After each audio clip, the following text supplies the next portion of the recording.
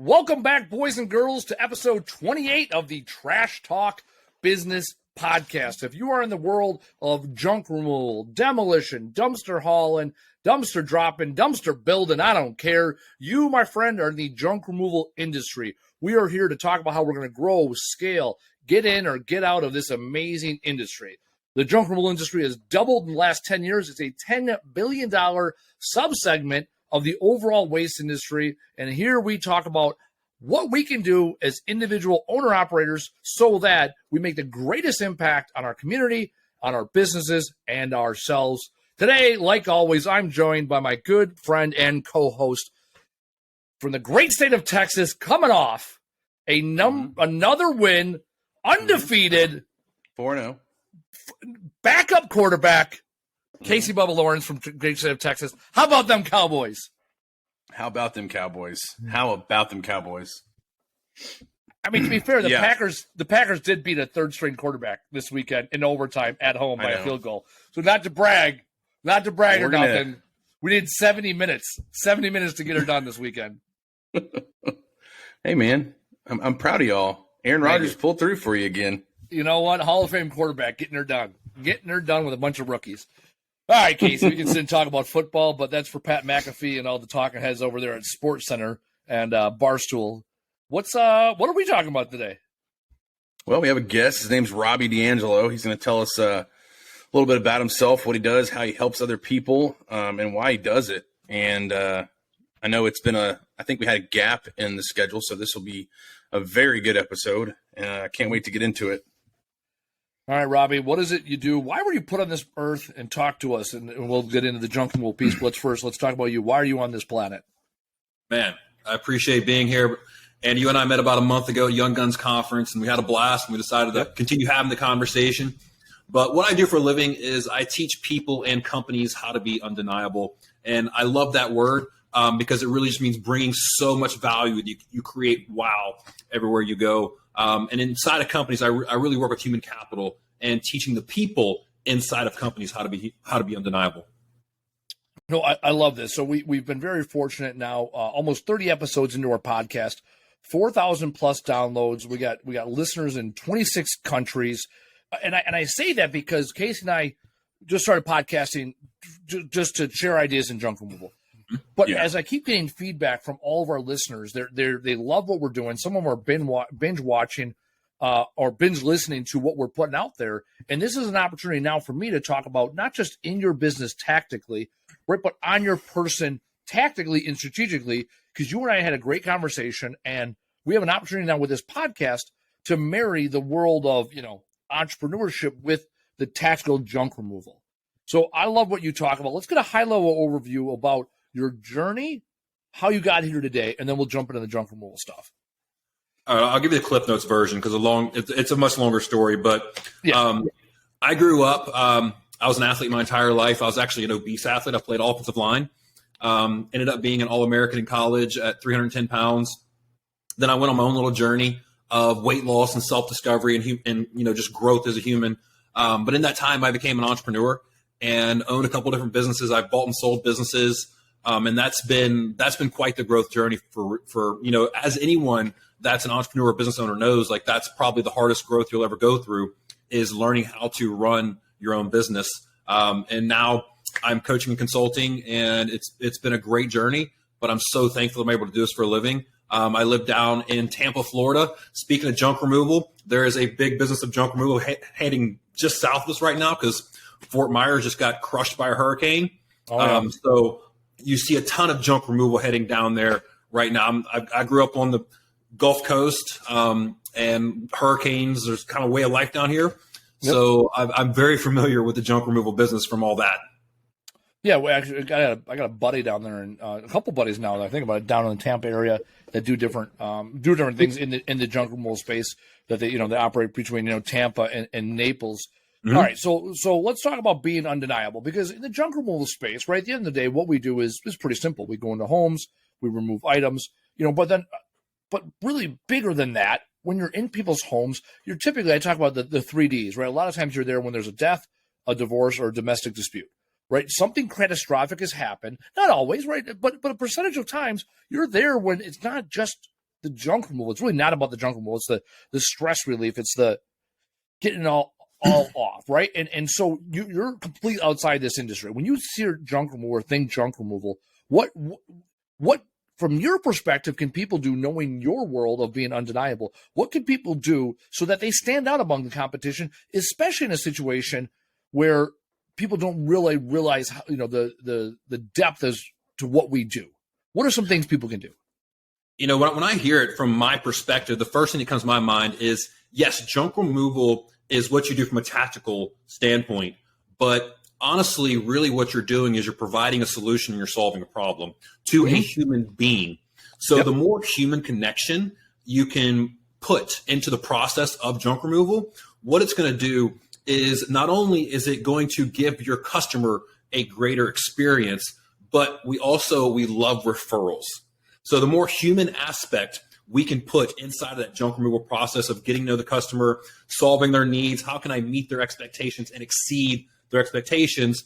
Now we're also more likely to get referrals on the back end. So just from my perspective, I really think about how can we put the humanity back in junk removal? Casey, weigh in on that. You've been in this industry for quite a while. You've solved problems for both, right? B2B and B2C, right? Yeah, talk about the humanity there and what we do and why it matters. Well, the biggest thing for me is if you're going to do something and you're not all in, you shouldn't be doing it. So if you are all in, it doesn't mean just financially and physically, but emotionally, mentally, you need to be all in. The biggest thing about our junk removal business, I was actually on the phone with somebody. He's been doing this for about a year and a half now. And he made a comment and it really stuck to me. He was like, I guess it really doesn't matter because they're just one-time customers. And I was like, what do you mean? He goes, well, I'll just, keep information going forward. I'll probably never talk to them again. I was like, well, let me tell you something real quick. And I told him my job count versus my customer count after a 5.5 year span. And he's like, that's insane. So they all use you, twice. I said, no, my average was over 2 times per customer, but we had over a 50 to about a 60% repeat customer rate. The reason why, for the most part, was that personable approach that we had with our customers. Very small area that we worked in. So they used us a lot because they trusted us. They knew who we were. It was more than just a job. It was like, hey, these guys are great. How's so-and-so doing? How's so-and-so doing? Whatever. Because the guys start to get to know the customers start to get to know the guys, and as well as the owner. And at that point, now you have their trust. So now they're going to do a lot more for you, not just spread business, but it helps the guys get tips. It helps the jobs, get more jobs created, but also it teaches the guys that you're worth more than just being a damn number. Because I told everybody, I was like, look, these reviews are everything. And you don't ever see my name on the reviews because I'm not the ones doing it. These people, they look at you and they'll ask for you like, hey, I heard Andy's spot on guy. He does a badass job. Can I get Andy to do this job? And you're like, yeah, let me see what Andy's doing and what his schedule is tomorrow. And you create that, I guess you could say emotional bond, I guess, between customer and company, but it has everything to do with business. I believe that's why a huge part of our success was we were more than just hey, just get the job done. Cool. See you later. Forgot your name.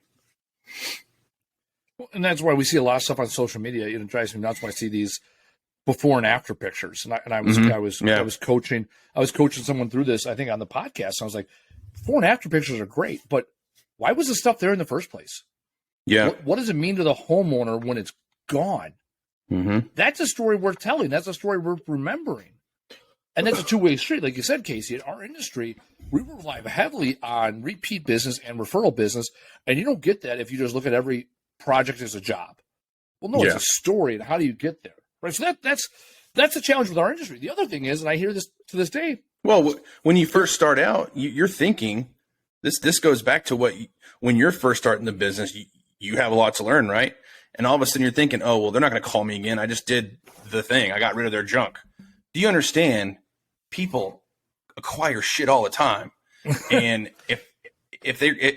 here's how I look at it. Like if I'm going to have a bunch of shit, no matter when I know it's going to happen, I'm going to call the person I trust, and call the person I had a conversation with, call the person I had something relatable with. Like, hey, oh yeah, this guy was in the military too. Oh, we were both stationed here. We were both whatever. That's so vital in this business, because a lot of people always ask, how do you drum up business? Where do you get your leads? Well, I'll tell you right now. Why are you out there throwing out discounts for new customers when you just treat your existing customers like royalty? Because they're going to treat you like royalty back. Yep.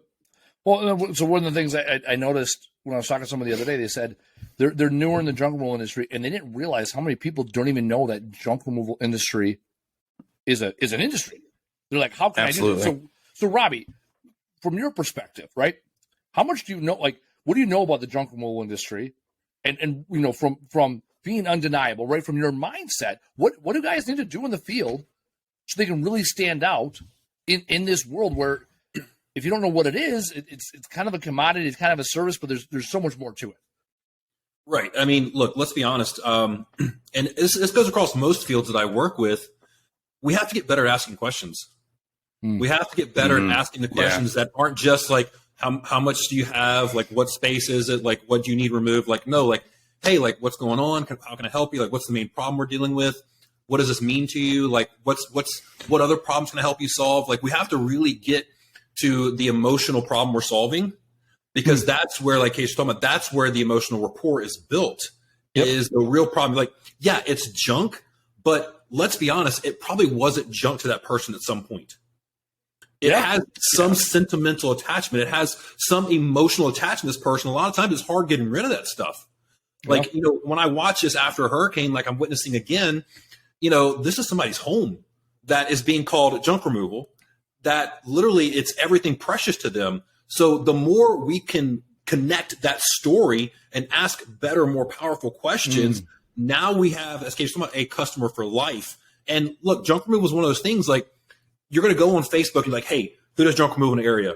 And you want to be the undeniable person that says like, oh, this is who you have to go to. They're trustworthy. They're amazing. They're good people. They're solid. Like, that's the undeniable characteristics that you want to be known for. And it starts by asking better questions to better serve your client. Yeah. No, I love that. You know, when I'm answering the phones, it's, you know, it's the, hey, where do you live? I want to make sure you're in my service area. What is the job? I want to make sure it's the right type of job. Have you used this in the past? I want to, you know, and then it's the mechanicals. What do you got? Blah, blah, blah. Right. Yep. And it's kind of that. Right.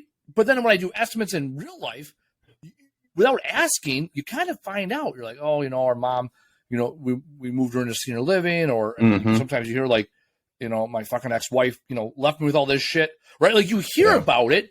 And if I'm hearing you right, you got to be comfortable kind of leaning into that a little bit, and even prompting them like, hey, you know, why? No, not why'd you call me job wise, but hey, what prompted this? You know, whether it's good, bad, or indifferent, have that connection, because we do genuinely care. Our guys in the truck, like, they give a shit about the customers. I don't know if that's the case with our with our competition. I know it's that way with a lot of other junk removal owner operators. Like, they get to know their customers. They're, you know, and a lot of times when we're talking about independent junk removal companies, we're in the community. These are people that we see at the grocery store, at church, at a parade or a picnic, you know? So being part of that community, you don't need a big catastrophic event like a hurricane for you to appreciate what other people in the community are going through, and knowing that you're there to provide the service. 100%. You know, the thing too, sorry, Casey. No, you're good. You're good. You mentioned, Andy, like, these people oftentimes are calling you during a hardship. That's why they need this removed. And let's think about it. If it's a hardship, there is that emotional attachment to what's being removed. And if you go in there just carelessly throwing things around, just hurrying up and getting out there, like, you're going to literally mentally hurt this person.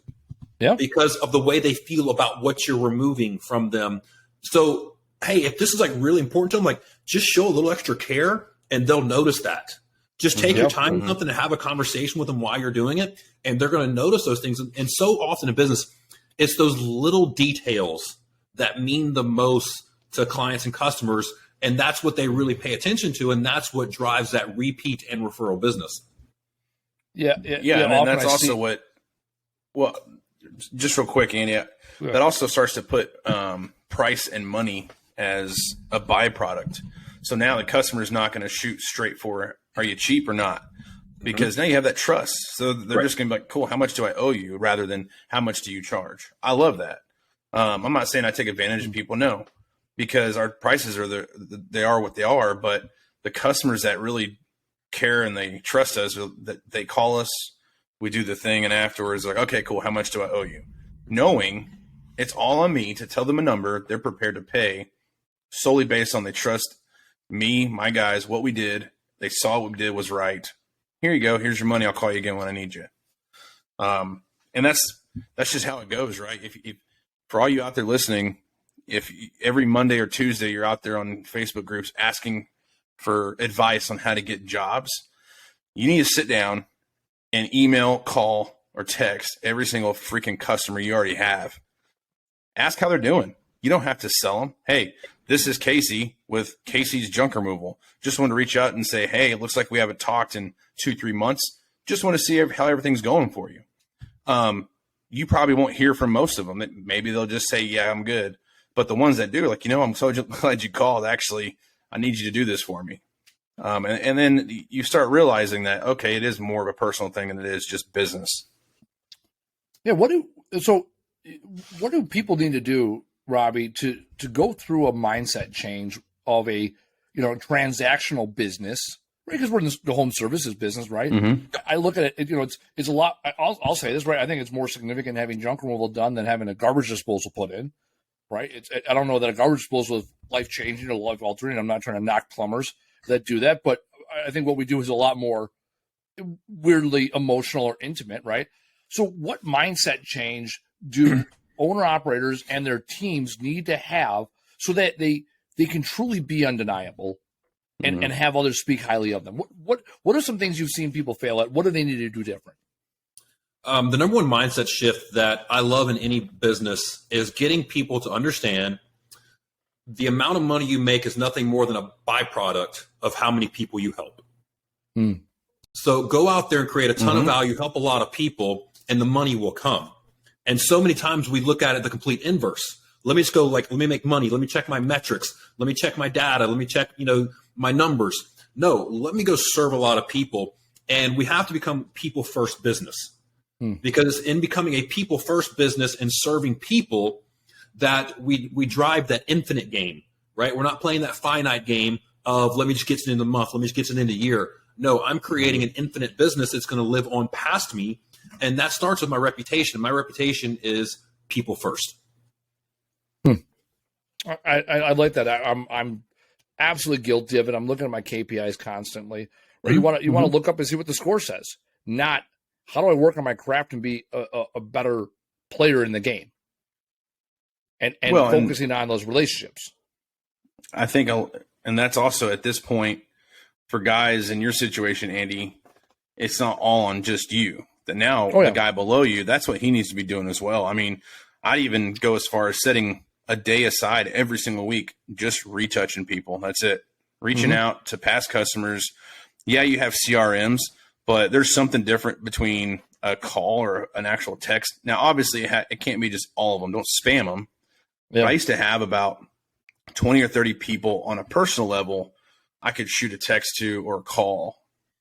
And it was, hey, yeah, absolutely, send your guys all by this address or whatever. Yeah, I mean, you're absolutely right there. Sometimes you get caught up in the business side of things. You forget who you're doing business with, right? It's people.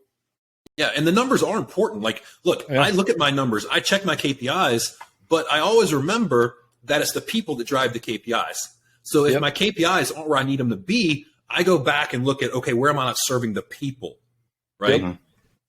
Yeah, you can't just make numbers better by wanting to make numbers better or tweaking, right? And also, I'm an operations guy, so I love cutting expenses. My goal is how do we get done, for less money. But if you're also doing the right project for the right people, your top line revenue is going to be there, and you're going to be living in this, like you said, instead of a finite, right, an infinite amount of opportunity, because there's always going to be people that have challenges or opportunities or struggles or whatever the word is, versus, hey, the industry is so big. Even at the top of the hour when I was talking about, this industry, right? There's a finite amount of dollars. I got to go get those dollars from my competition, right? That is a forever losing proposition, because now you're chasing the competition. You're fighting the people that are opposing you versus leaning into the people that want to see you succeed because your success is their success, because you're solving their problems. And that's also, I like that you brought that up, and it goes into what I want to challenge people in the junk removal industry to see. I see a lot of people online. They're fighting for the bottom. They want to go, hey, what's the cheapest I can get this job done for as fast as I can get it done to, edge out the competition. When the conversation should more be, hey, what can I do to serve my community? Because when I say serve my community, the community will take care of me so that I can grow my business, right? And then I can do the right thing, and I can be righteous, and I can recycle, and I can give back my time to the community, whether you're, doing civic things, or you're, at the parade and throwing out candy, whatever. Like, it's all. Well, this is why ribbon community. cuttings are important. Ribbon cuttings are huge. Yeah. I mean, it's important because, it shows that small business that another small business is taking their time out of their day to come and make sure that they're having a good send off. It goes a long way for both teams. Yeah. I tell people all the time, ribbon cuttings is the simplest thing to go to. It's normally like 45 minutes of your day. They almost always serve food. It's normally around lunch hour or in the afternoon. Maybe they'll even have drinks. And to your point, Casey, right? If we as independent owner operators are going to go out there, whether you're in junk removal or making pastries, I don't give a shit, right? We got to support each other and show that support, because entrepreneurship it's a lonely road. Robby, you can talk about that, right? You more or less wrote a book in your car, right? But put the papers, the words down, right? But you've been there, right? A lot of people look at you like, oh, college athlete is ready to have a hair. Look at that smile. This guy's got it all figured out. Of course he's a coach. Of course he's a consultant. No, you went through the struggle, right? Talk about that. I mean, I love this part of your story because we get to see the byproduct of the guy that lived in his car. Yeah, I mean, look, when I first became an entrepreneur, I had no clue what I was doing. Both my parents were school teachers and coaches. So the only thing I knew was, work for the government for 30 years and retire. And then I became an entrepreneur and trying to figure all this out. And I was, of course, a man too prideful to get any help. So I was just throwing shit against the wall, hoping it sticks. And finally, I was just riding this income roller coaster. I took a couple contracts. Both contracts went under. One just went under. Another company, they literally the whole company went under a week after I moved across country to work for them. And for about 3 months, I was dead broke living out of my car. And I'm sitting here at this crossroads of my journey okay, you've got an MBA in finance. You can go get a job at any bank. Any bank right now will hire you just because you have a resume and you have a degree. So I could go get a job, job, at any given point. But the crossroads was, do I go get a job or do I continue pursuing my dream? And I just, me being an old, stubborn, hard-headed athlete, I'm going to continue pursuing my dream. How do I do this? So I actually got a job laying concrete pavers, and it was in South Mississippi at the time. So it was from 7 a.m. to 2 p.m. because at 2 p.m. it just got too damn hot. So from 7 a.m. to 2 p.m., I was laying pavers every day, 6 days a week. And then at 2, I would go grab a quick workout and a shower at the gym because for $30 a month, I had access to a shower. Casey, been there. I knew Casey lived that dream. Oh, yeah. That 1995 that 1995 membership that first month. You mean showers you can take for 1995? Exactly. You mean that's exactly the thought process. Not coin operated? Yeah. So that's what I was doing. But what that gave me the ability to do was by about 3:30 every day, I was free. And I could go back to building my dream after my, morning job every day. And about 3 months of living out of my car and living that lifestyle, I landed my biggest contract to date. And a couple months after that, I landed another consulting contract. And my income has been going steadily up since then. But damn, that was a huge crossroads in my life. Do I give up my dreams and go get a job? What do I do? And thank goodness I persevered and stuck through that. And it taught me a huge lesson. I have so much gratitude in my life now. Look, I get happy just paying bills, right? I get happy just having money in my account.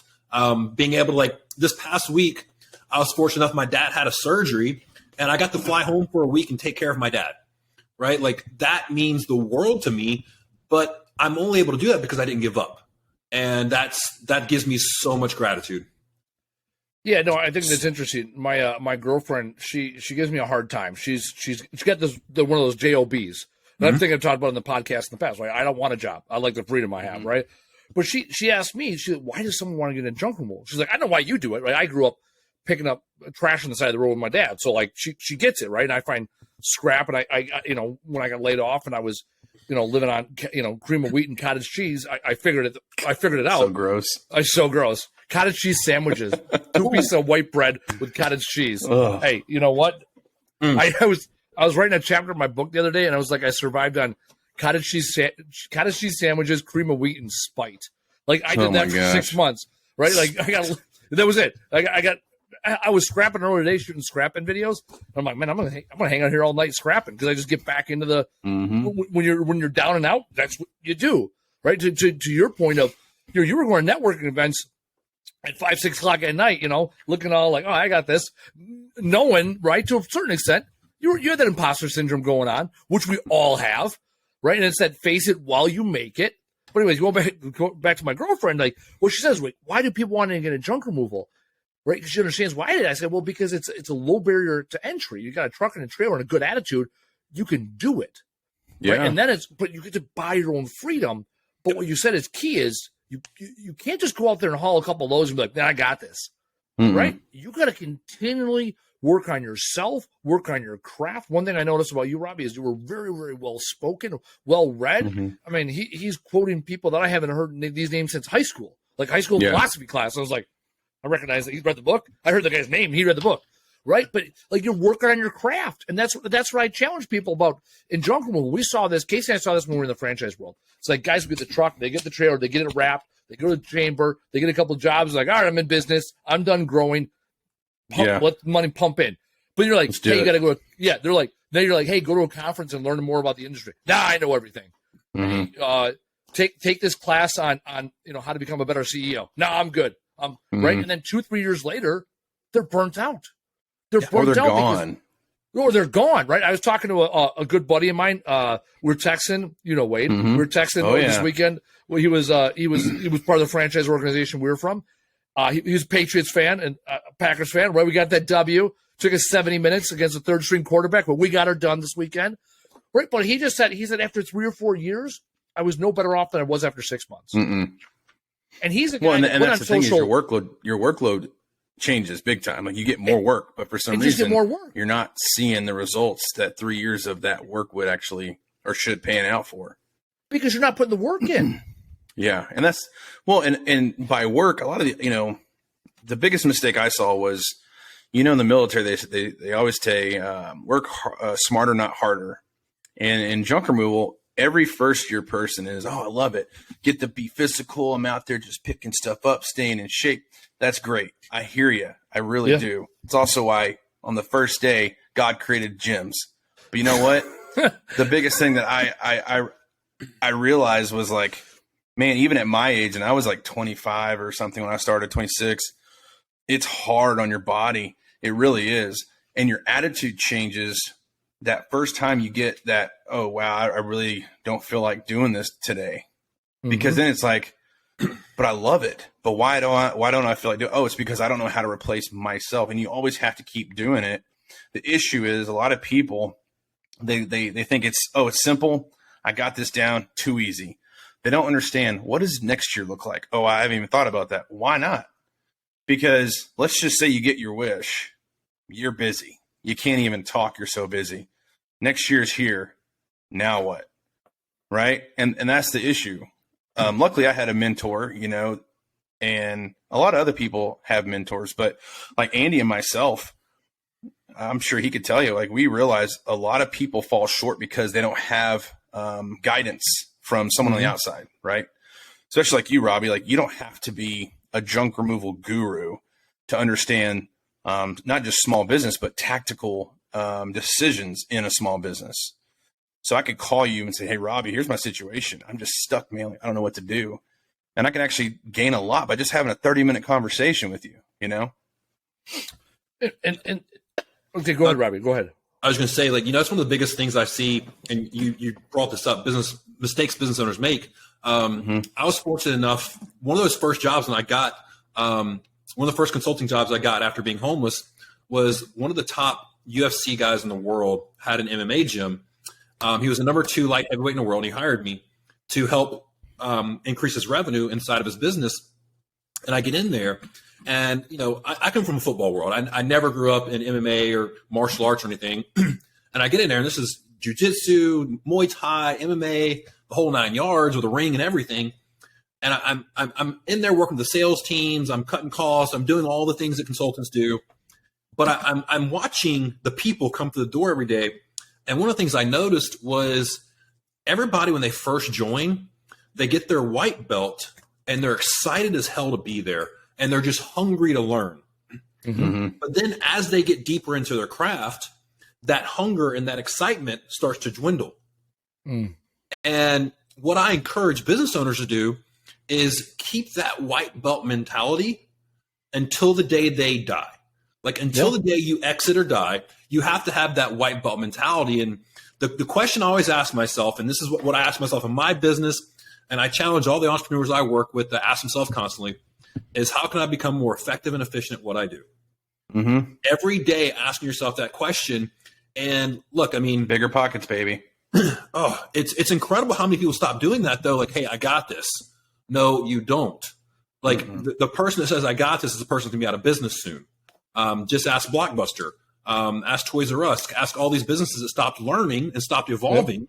And now look where they're at. I mean, look, what kind of app technology can you put in place? What kind of, new customer service can you put in place? Like there's so many ways we can improve our businesses and help our customers. But when we stop learning, we stop serving our customers and we stop making revenue. So I love this white belt mentality. How does someone do that though? Right? It's great that it's the what, but how do you do it? Yeah. How do you do it is you have to love what you do. I think that's where it has to start is like, and it might not look, your passion might not be junk removal. I was working with an accountant one time and like, he didn't necessarily like accounting, but what we realized was he loved helping people. Yep. And deep down, we all love helping people. That's literally why we do most of the things we do is because that validation we get from helping people. So it's leaning into that. How can I help people better? How can I better serve my clients? How can I show up better? How can I exceed their expectations? Oh, you know what? Let's review the 10 jobs we had this week and see where we can improve in that process to show up better for our people. And even your employees. How can I show up better for my employees? How can I help them help the clients more? And it's really taking that people first approach like we talked about, but always looking at ways to become more efficient and effective at what you do, because only then can you actually scale your business and become a business owner instead of a business operator. Ooh, I like that. And I've been transitioning my brain, right? Because I was thinking of operator. It's like a badge of honor. Like, yeah, I got this. Like, I run the day-to-day operations. It's not right. It's on me, right? It's like it's a total ego move, right? You're like, I got this. Like, nobody else can figure it out the way no one else can route trucks the way I can, right? It's that operator versus, right? And also those terms, I do it myself. It's owner operator. And this last year, I hired a really good general manager. And my challenge is, hey, you're running the day-to-day. I want to be the business owner. I want to be thinking up and out. So as you bring employees in, being people-centric, what are some tips and tricks and to get owners, right, in the mindset of you own the business, right, but it's the people that make it happen. So how do you get yourself to that point where you empower them so that they can take ownership of your business in a way, right? So you're not the one that has to be you rah-rah cheerleader all the time. So what do you got to do when you're hiring those first employees to set that tone? And then how do you continue doing it, evolving more into the owner, less of the operator? Yeah, one of the biggest things I've seen as I've done a lot of business consulting last year, I've worked with a couple of Fortune 500 companies. And what you see in a lot of businesses is top-down communication. Here's your standard operating procedures. Here's your white paper. Here's how you do this, this, and this. This is your operating manual. Go do it. But what happens when you just operate from that communication style is a disconnect happens between what the owner operating is telling people to do versus what your frontline people are actually seeing and they're actually dealing with. So what I encourage people to do is flip that upside down and come from a bottom up communication style. Hey, look, it's my business, but how can I serve you? How can I help make you better? What can I do to make your job easier? And you're really pulling communication out of your people, because one of the biggest things that you see and I'm sure you all have seen this too, and I'm sure the people listening have seen this, is a lot of times the people that we work with are scared to tell us the truth of what's really going on, because they don't want to get fired, they don't want to get judged, they don't want to miss their pay raise, like they're just scared. So the more we can encourage bottom-up communication, the more we as high-level thinkers accurately know what the problems are, and then we can more accurately solve those problems and actually help our people perform their jobs better. So that's just the first thing, is just really, really encourage bottom-up communication. You know, Robbie, I think also there's a lot of business owners that are afraid to ask what they want. What do your workers want? And one thing I learned is, man, the more honest you can be with your guys, the more honest they're going to be with you. So having meetings with them, I would actually ask them, what do you want? And look, if we can come to an agreement, awesome. But first off and foremost, you'll be surprised. The motivation is not the majority financial. Like, I promise you, you can go out and at least the majority of whoever's working with you, if you ask them, hey, what do you want most in this business with me? They're not going to be like $1 raise. No, they're going to be like, put more on me, dude. Like, I want to, because they're trying to figure their shit out too. Like, hey, I have more to offer, give me more on my plate. I'll prove it to you. And then you can pay me what you think my worth is, because I know what my worth is. And as business owners, if you're afraid to ask those questions, well, what do you think they're afraid to ask, right? They're not going to want to approach you and be like, hey, sir, ma'am, you know what? Never mind. Don't worry about it. And then like 3 weeks later, they're gone because they got $1 raise at Target or some shit, No, I find that interesting, because often I sit here, I'll be talking about our GM or our operations, and we're speculating the cause and effect. And we'll do this. I think I've done it. I've sat there in an operations office looking at the camera like, why the fuck are the guys doing that right now? Like, what the fuck are they thinking? And I'll sit there for 2 minutes, and I could have just got off my ass, walked across, and been like, hey, what's going on here? And most times, guys are operating with good initiative. Sometimes it's poor execution, right? Their thought is, hey, we're going to try and make it more, like, watch your guys. They'll find the easiest way to do shit, right? Like, your SOPs, you find the laziest guy and give him the hardest have job, him do something. Yeah, exactly. and he'll find the easiest way to do it. Absolutely. As long as it's safe and repeatable, you're good to hook, right? The downside is, I got a warehouse guy, and I tell him all the time, his name's Steve. He joined the Marine Corps in 1973, to put things in perspective. He was in the Marine Corps from 73 to 70, whatever, it would have been 77, right? So he's been 4 years in the Marine Corps. So he's in his mid-60s now. I tell Steve all the time, I'm like, hey, man, this is what I need you to do. I don't want to know how you're going to get it done. He goes, no, you don't. So he gets stuff done between like 5:30 in the morning and 7 before I get here. And I'm like, that's the way you got to do it, right? But yeah, with the other guys, it's, hey, what I get to decide the what, right? As a business owner, I decide what. That's my job. But then how do you get it done? Like you said, get the laziest person the hardest task and let them amaze you. Because when you try to pull all the strings, like you said, you'll get real busy. You'll be the center of everything. You'll be burnt out, and you will have a business that is not repeatable. Right? You got to go also, into, like you said, have to, and business owners have to keep learning too. Yep. You have to keep improving yourself, because if you're not, you will cap out and you'll have no more to offer the guys that are working for you. Well, it's that white belt mentality. Go into it first by having the thought, I don't know shit. All right, so let's go back to that gym. There's your answer right there, yeah.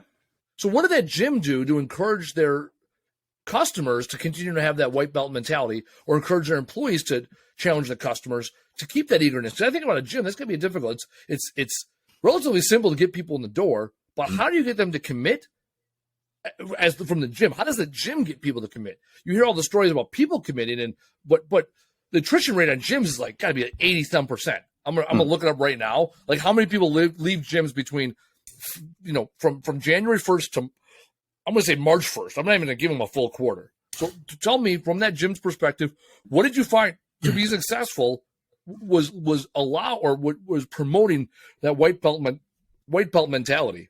Mm-hmm. One of the biggest things we did was we put in a really fun culture. I mean, we were celebrating people. Like, belt ceremonies, we made into a big freaking deal. And anybody that knows a belt ceremony is when somebody gets, they go from one belt to the next level. They almost like graduate to the next level of whatever martial art they're in. We made that a big freaking deal. We'd form a circle. We'd cheer for everyone. We'd put it on social media. We'd celebrate them publicly. So we had a really, really fun culture of progress. So we were celebrating progress every step of the way, because that's one of the biggest things that, one of the biggest things of human fulfillment that we need as humans is we need to know we're progressing towards something. And progression is also very addictive, right? When you get celebrated in your progression, or you get a reward for your progression, like, oh shit, that's that dopamine hit. I want more of that. And so we celebrated the crap out of progression, and we created a culture around that. And we also had a culture of fun. Another thing we did too was we really pushed people to compete, and not just compete inside of our gym, but to compete publicly in competitions. And by having that fun culture of progress, but also having them really compete and win in competitions, once again, people started getting addicted to the progress, getting addicted to winning. Winning is so much damn fun. So that's one of the things that we try to put together in organizations I work with is celebrate progress and win. Hey, Robby, it's funny you mentioned progress. I read a lot of real estate stuff, and there's a website called biggerpockets.com. A lot of awesome, free, legitimate material out there. But I read one of their books, and I just brought up this screenshot because I had this on my screensaver for over a year. And it was, are you being effective or just efficient? And underneath it was the true enemy of progress equals dead space. And what's funny is you speak about competition. As a business owner, you have to keep your guys motivated. If there's any dead space, your progress is going to level out, and next thing you know, it's going to drop. We would have a point system, and I mean, we try to get it as creative as possible with our guys. Like, hey, for a review that has your name on it, you're going to get 5 points or $5. For just a plain review for a job you're on, it's only 1. And next, these crews were doing better jobs, right? They were upselling, right? And they started caring more about their day-to-day operations. So you just keep it interesting. You got to keep motivating them and rewarding them for their actual good conduct, like making the competitive or competitions public. People get a sense of fulfillment when they hear cheering, whether it's for them or not. Just hearing the cheering from the background, they get this fulfillment in their body. It's a dopamine hit kind of thing. And they want to push harder. They want to do better, right? They want to stick out, stand out. Let me ask you this. What were the ways that you found were the best to reward people? Was it public praise? Was it money? Like, what did you find worked best?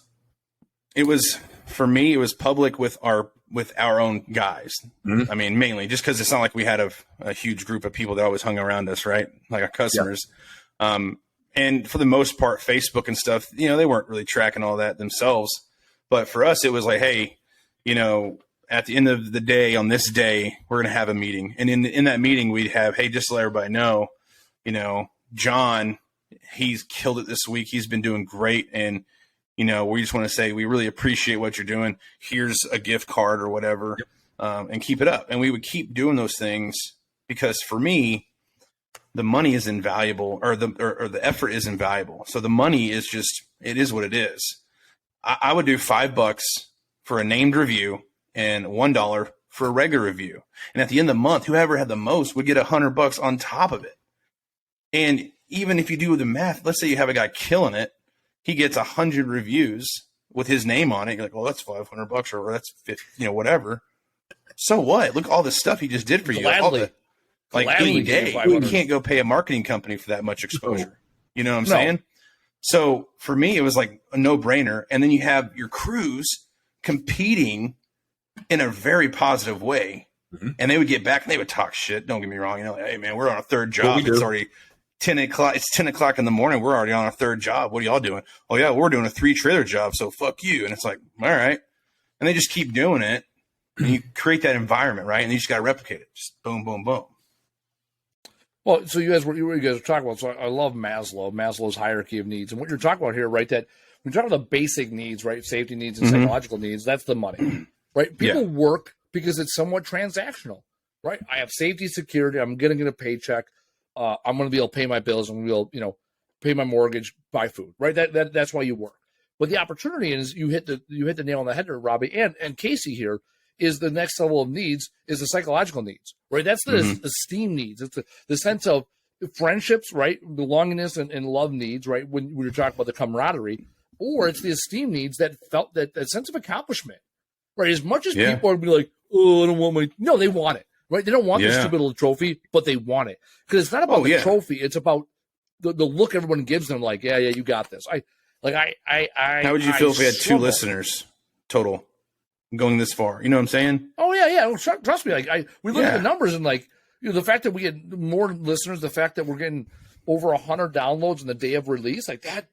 Hell yeah, those are my KPIs, right? Makes me feel. But that's not the focus, right? The focus is how do we add value? I mean, we talked about the top of the hour, like, hey, how do I share the people that inspire me with the people that I want to support, inspiring, right? Because then you get up to that self-actualization, and eventually self-transcendence, which is the sense of meaning, right? And then now it's like, right, and I'm not Jordan Peterson. I'm not going to go into the psychology of things. Love Jordan Peterson. Shameless plug. Watch his stuff every day. But anyways, but you get to that point, and even here in junk removal, we can do it, right? I remember, I've been guilty of it myself. It's like, hey, I want strong backs and weak minds. Well, if that's what you're looking for, that's what you're going to get. I worked concrete for years, like you, Rob. Yeah. I did concrete. I did construction work. I did concrete work. And you know what? When the foreman looked down the road, all he wanted to see was assholes and elbows. That's all it was, right? And now we, as a team, we would push ourselves to get shit done quicker. Be like, all right, 11 o'clock, we want to get the dirt pile halfway down. I used to do a lot of backfill or grading. And it's like you were just fighting the dirt pile, but what you were doing is you were teaming up with your battle buddy, right? The guy in that case, the guy in the front end loader. So like, we're gonna prove to ourselves that we can do it. We make games out of shit all the time. So as business owners, we have to create the game and the rules and the parameters, but those instrumental motivations, right? It's better than none. Like we always joke in the military, like false motivation is better than no motivation. But once you create it, like you said, Casey, all of a sudden then people start getting behind it. Or like you said, you have these ceremonies, but then other people are getting behind it. And all of a sudden guys are like, oh man, we're gonna go catch beers afterwards because we're gonna celebrate you're getting your belt up. And it's like this is not a sanctioned event, but hell yeah.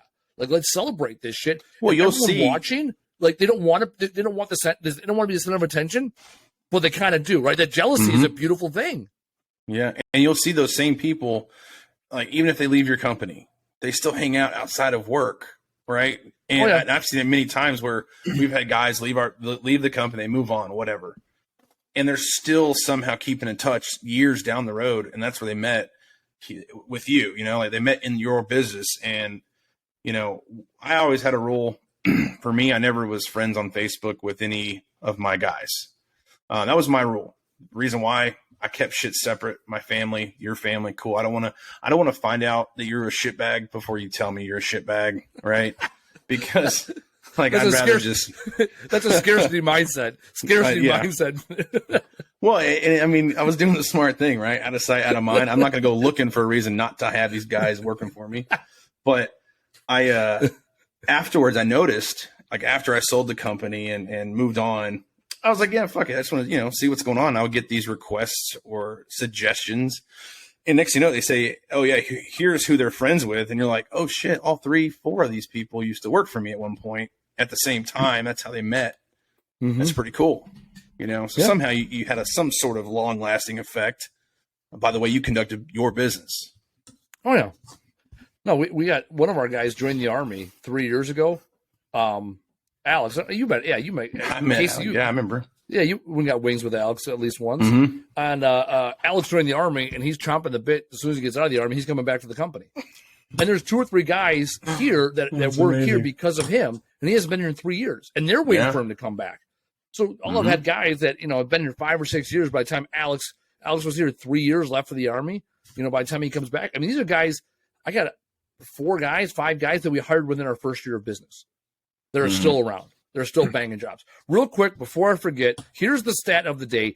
80% of people who joined a gym in January, this is 2012, so a little dated information. Real quick. Pre-COVID.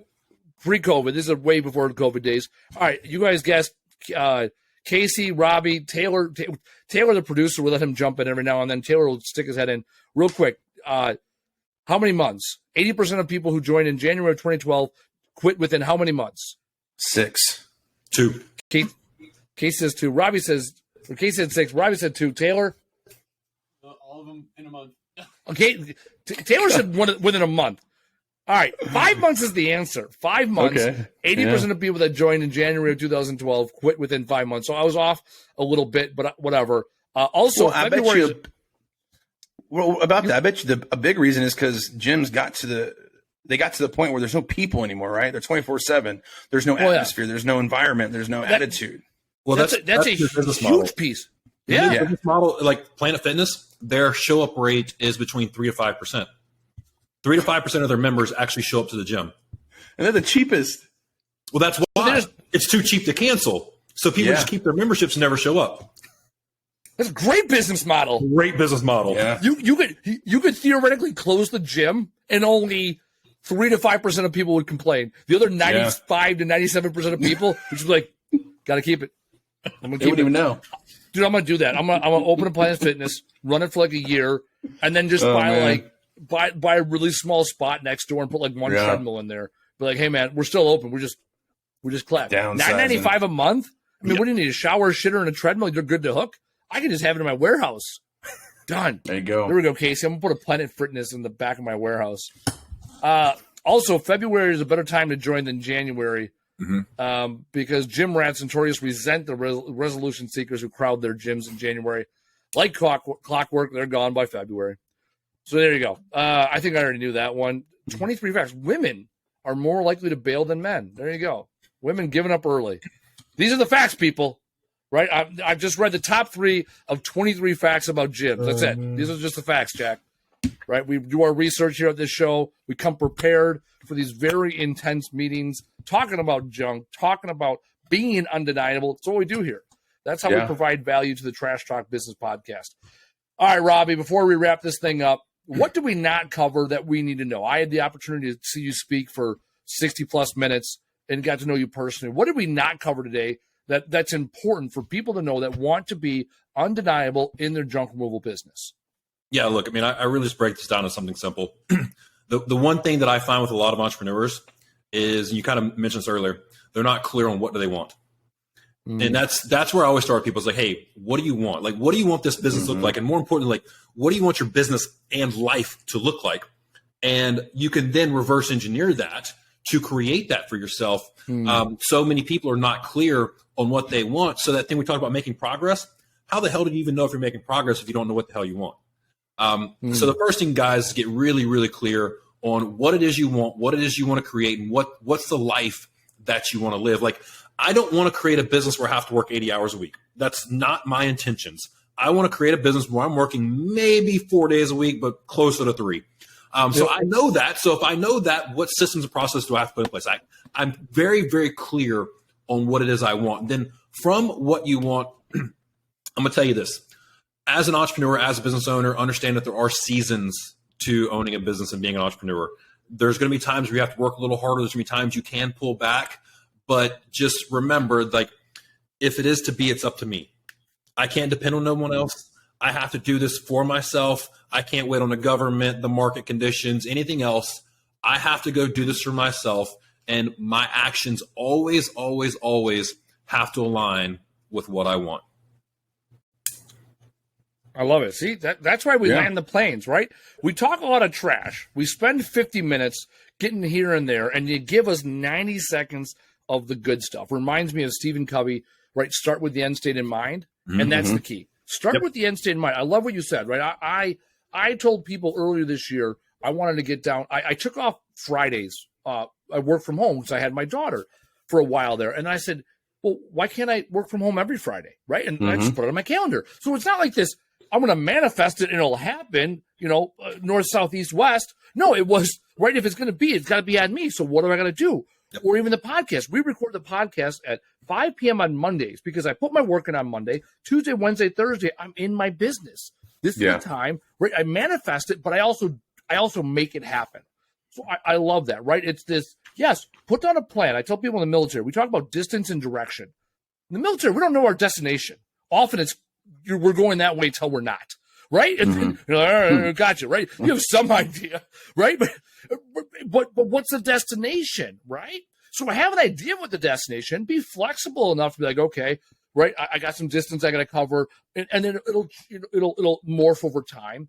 But take the first step, and the second step, and the third step, and the fourth step, and then celebrate along the way. Otherwise, you're going to look back and be like, what was it all for? And you have to have an end game. And it doesn't have to be set in stone, but something that's driving you, that's pulling you actually. Because if you don't have the end game, like, hey, if I ask someone, you just started your business, it's great. What does 10 years look like? Oh, I don't know. Why did you start it? I was bored. Okay, well, you need to figure that shit out.